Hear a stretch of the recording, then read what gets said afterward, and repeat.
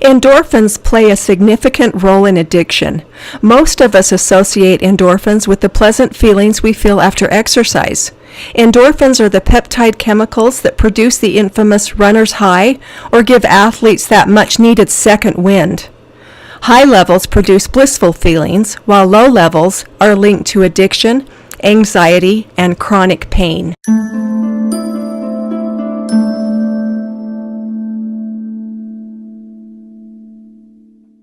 Hey everyone, this is Holly Knudson. I'm a functional health practitioner from Utah, and today I would like to continue my cancer series and talk about low-dose naltrexone. Naltrexone is an FDA-approved drug that treats heroin and opiate addiction. When it's used in low doses and off-label, it's used to treat a variety of conditions ranging from multiple sclerosis, AIDS, Alzheimer's, and Crohn's disease. But have you heard about low-dose naltrexone for cancer? What exactly is naltrexone? Naltrexone is a powerful, non-narcotic opioid antagonist, meaning it blocks the effects of narcotic drug use, and is also used in the treatment of alcohol addiction. Naltrexone's effectiveness lies in its ability to block the high associated with substance abuse. In this way, it is used to prevent relapses in addicts who have become dependent. It's much easier to treat addiction when the desire for the chosen drug is reduced, along with cravings, and the detoxification process shortened. Unfortunately, naltrexone also blocks endogenously made endorphins, meaning they're made in the body, and this leads to symptoms such as depression, insomnia, paranoia, joint pain, and GI problems. Interestingly, when used in low doses, LDN alleviates these very symptoms. Doses of 25 to 50 milligrams of naltrexone are given to control withdrawal symptoms. That's a typical dose. Compare this dosage to the low doses of LDN, and they range anywhere from 1.5 to 6 milligrams to treat autoimmunity, cancer, and a wide array of other chronic diseases. Low-dose naltrexone doesn't heal directly. Rather, it induces the body to heal itself by increasing the production of endorphins in the brain. In fact, treatment using LDN is a form of hormesis. This phenomenon happens when low doses of a substance exert a beneficial effect, whereas higher doses of the same substance would be toxic. Exercise is a good example of hormesis. When we exercise, we induce stress on our body, but the end result is our bodies becoming stronger and more resilient. Endorphins play a significant role in addiction. Most of us associate endorphins with the pleasant feelings we feel after exercise.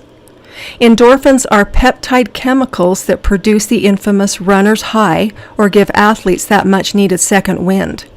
High levels of endorphins produce blissful feelings, while low levels are linked to addiction, anxiety, and chronic pain. Endorphins are morphine-like chemicals produced endogenously in the nervous system. This means the body produces them naturally. These chemicals work with the opiate receptors found in the brain and spinal cord to reduce pain and promote feelings of well-being. And they do a lot of things in the body. They're extremely powerful and can be up to 500 times more efficacious than man-made painkillers. And because endorphins are natural chemicals made within the body, they are obviously non-addictive. Endorphins are hormones that mimic the effects of heroin. Over 20 different endorphins have been identified in the human body that are responsible for enhanced immunity, pain relief, and stress reduction. They are even believed to slow aging. This is why people who exercise look younger. Meditation, exercise, deep breathing, and laughter are all therapeutic practices because they induce an endorphin rush. In low doses, naltrexone is used to treat autoimmune diseases, eating disorders, behavioral disorders, skin conditions like psoriasis and dermatitis, irritable bowel diseases like ulcerative colitis and Crohn's disease, infectious diseases such as HIV and Lyme disease, and many types of cancer. It has been theorized that people with these conditions have low levels of endorphins, which negatively impact immune function. LDN is used for fatigue syndromes as well, like fibromyalgia and chronic fatigue. Even those suffering from anxiety and depression may become less symptomatic by taking LDN. Here are more conditions that respond well to LDN. Parkinson's disease, arthritis, and that's both types, rheumatoid and osteoarthritis, hepatitis C, hypertension, Raynaud's syndrome, diabetic neuropathy, psoriasis and dermatitis, bipolar, PTSD, allergies, and sinusitis. Well, how does LDN work? From 2 to 4 a.m. in the morning, our brains receive signals from the pituitary and adrenal glands to make endorphins. When LDN is given before bed, opioid receptors are blocked. The body's response to this blockage is an upregulation of essential immune system components and up to a 300% increase in endorphin production. That's really remarkable, 300%. By giving LDN several hours before this process occurs, endorphin production skyrockets. These endorphins are responsible for the success rate of LDN. Another benefit of these elevated endorphin levels is induced apoptosis of cancer cells, an important mechanism that aids in preventing cancer. Since endorphin deficiency is linked to substance abuse, poor immune function, mental health disorders, pain syndromes, infections, allergies, obesity even, heart disease, and autoimmunity, it would stand to reason that correcting a deficiency state would eliminate these symptoms. LDN is used homeopathically.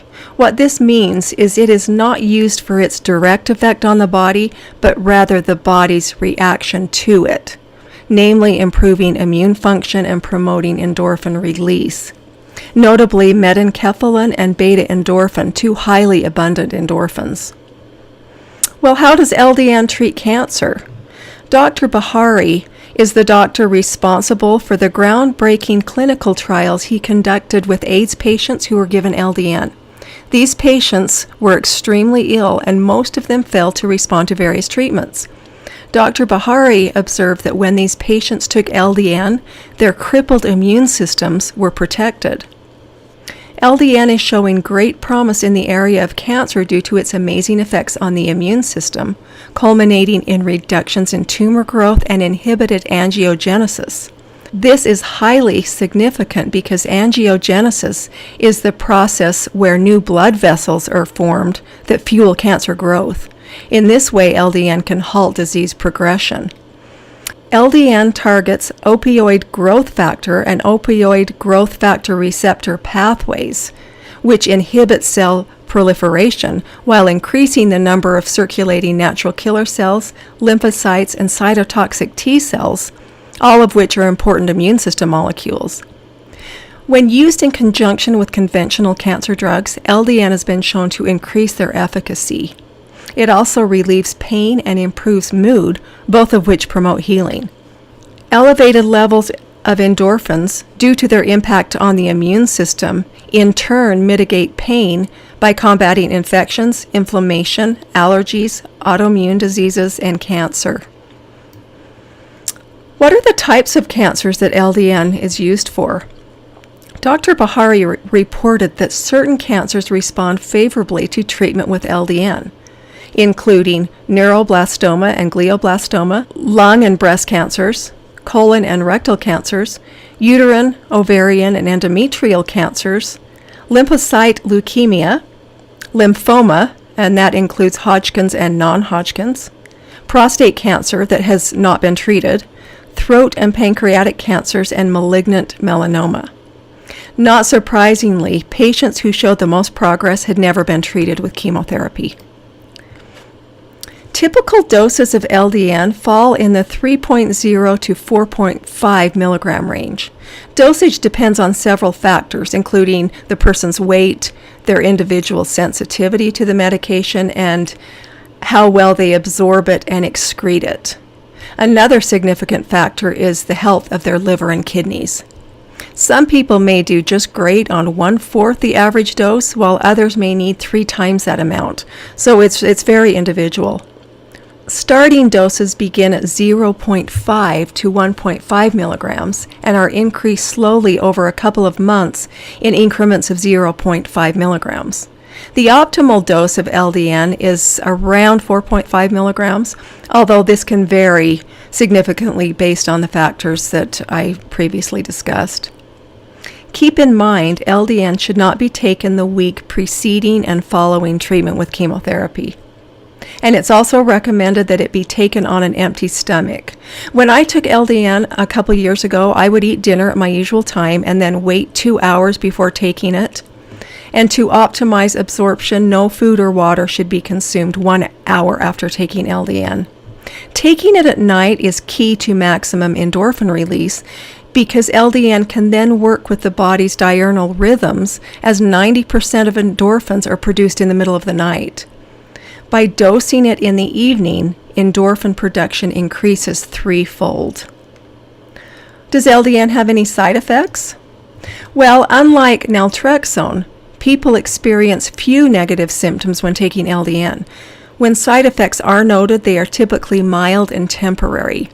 Sleep disturbances along with vivid dreams, fatigue, and spasms are potential reactions, but usually resolve within a week. Headaches, vomiting, and diarrhea have also been noted, but are often linked to previous analgesic use, which can cause an increased sensitivity to pain. Because LDN blocks the analgesic effects of opiates, it may initially increase pain and cause a withdrawal reaction. To prevent this, opiate-type medications should not be used 2 weeks prior to treatment with LDN. Titration is crucial to prevent negative reactions. Most people experiencing side effects began with doses of 3.0 milligrams or higher, and that's way too high to begin with. Reactions should be non-existent or at least minimal when treatment is started using very small doses of 0.5 milligrams and gradually titrating upwards until the ideal dose is reached without side effects. In summary, LDN is highly effective against a wide range of conditions due to its ability to activate the immune system through endorphin release. It is unique in that it does not treat disease the way other drugs do, but promotes healing through indirect mechanisms.